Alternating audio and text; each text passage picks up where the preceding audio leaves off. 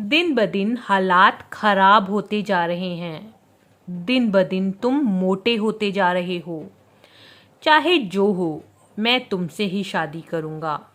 चाहे जो हो, मैं हमेशा तुम्हारा साथ दूंगा।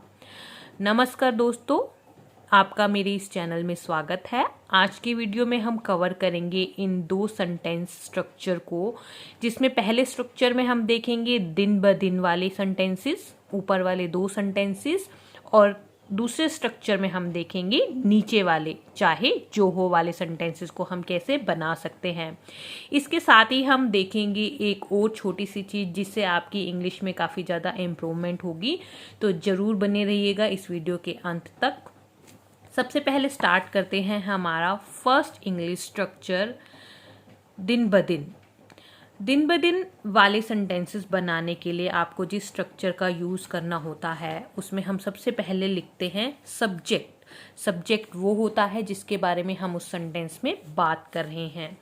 उसके बाद हम यूज़ करेंगे हेल्पिंग वर्ब का, क्योंकि ऐसे सेंटेंसेस में मोस्ट ऑफ द टाइम हम यूज़ करते हैं जा रहे हैं, तो ये एक प्रेजेंट कॉन्टिन्यूअस टेंस माना जाता है।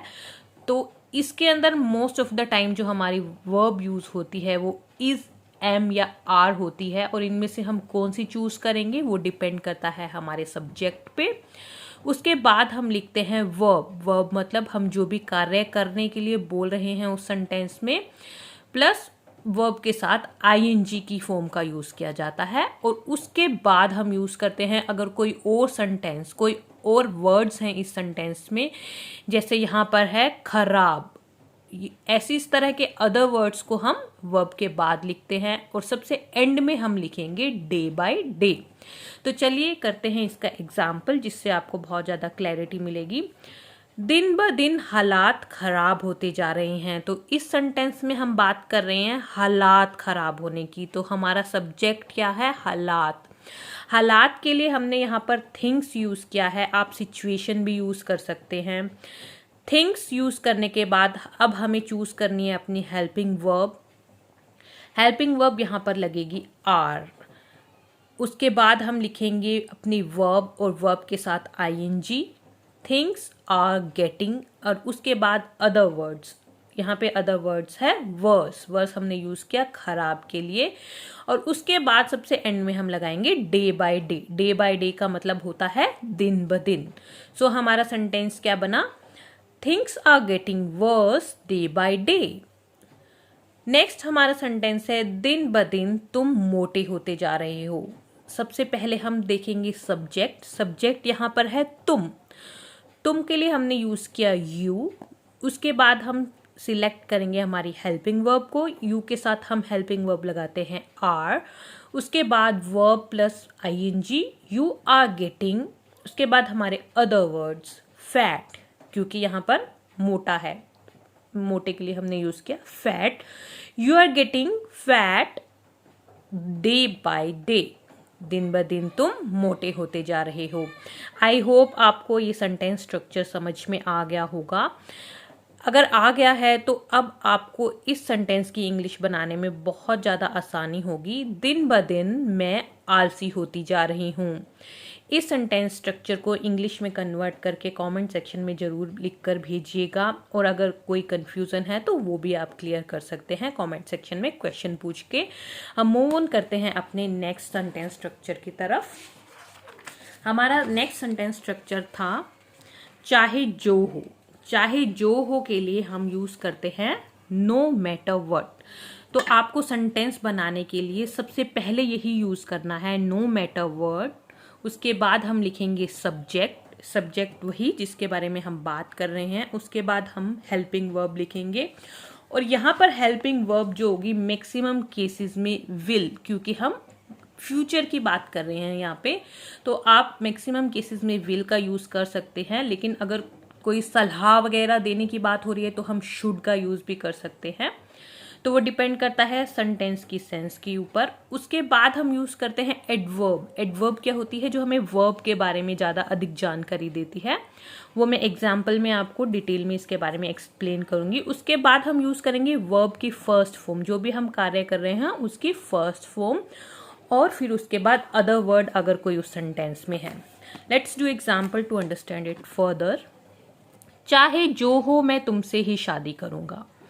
सबसे पहले हमने यूज किया नो मैटर व्हाट, इसका मतलब है चाहे जो हो या फिर कुछ भी हो, दोनों तरह से इसको बोल सकते हैं हिंदी में। यहाँ पर सब्जेक्ट क्या है, मैं, तो हमने यूज किया आई। करूंगा, फ्यूचर की बात हो रही है तो आई के साथ विल। मैरी, अब यहाँ पे जो वर्ब है वो क्या है, marry. Marry you only, you only मतलब ये हमारे अदर वर्ड्स है सेंटेंस के। No matter I will marry you only. Next है चाहे जो हो मैं हमेशा तुम्हारा साथ दूंगा। चाहे जो के लिए same, no matter what, I will, मैं और विल हम फ्यूचर की बात कर रहे हैं। अब यहाँ पर जो ये ऑलवेज वर्ड यूज हुआ है ये है एडवर्ब, जो हमें क्रिया के बारे में, वर्ब के बारे में ज़्यादा जानकारी दे रहा है। मतलब बी मतलब साथ रहूंगा और ऑलवेज मतलब हमेशा। तो बी साथ रहना हमारा एक वर्ब है और ये एडवर्ब है जो वर्ब के बारे में कुछ ज़्यादा जानकारी हमें प्रोवाइड कर रहा है। I will always be with you, with you हमारे अदर वर्ड्स हो गए।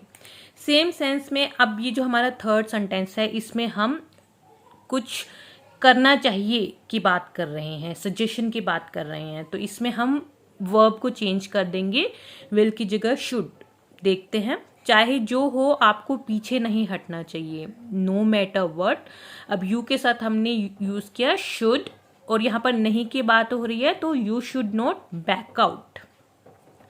सो ये थे हमारे सेंटेंसेस। अब आपको इस पर्टिकुलर सेंटेंस को इंग्लिश में ट्रांसलेट करके कमेंट सेक्शन में लिखना है, चाहे जो हो हमें उसकी मदद करनी चाहिए। तो अब आपको यहाँ ध्यान देना है कि ये सेंटेंस जो है ये भी एक सजेशन वाला है, चाहिए आ गया है इसमें, तो आपको इसमें जो वर्ब यूज़ करनी है वो शुड यूज़ करनी है। तो इस तरह के सेंटेंस को आप किस तरह से बना सकते हैं वो मैंने एक्सप्लेन किया। नेक्स्ट जो अब हम एक्सप्लेन करेंगे वो है वाला।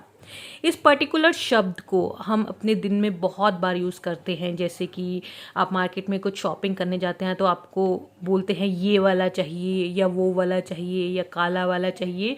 तो इस छोटे से वर्ड को आप इंग्लिश में बोलना स्टार्ट कर सकते हैं। किस तरह से बोलना स्टार्ट कर सकते हैं, वाला को हम बोलते हैं वन।